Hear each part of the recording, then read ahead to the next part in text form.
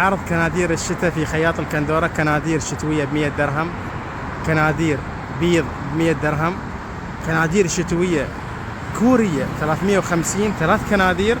تعالوا خلونا نشوف وين مكانه.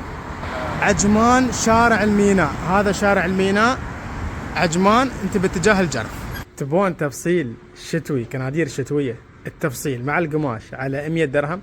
هذا خياط الكندورة، هني هيله أميرة ميس. شوف الألوان الموجودة ما شاء الله حلوات. هذا تايواني كوري ولا تايوانيات. شوف القماش ما شاء الله ألوان حلوة. هذا اللون أنا عجبني، هذا اللون هذا حلو. في القماش الشتوي في أنواع، ثقيل خفيف وأخف. يعني عندك ثقيل وايد، هذا حلو ما ثقيل وايد، وفي ثقيل وفي أخف شوية. هذيلا سعرهم الكنادير على 100 درهم. القماش الشتوي على 100 درهم. خياط الكندورة في عيمان. الأميرة ميس حلو. شوف خياط الكندورة في عيمان.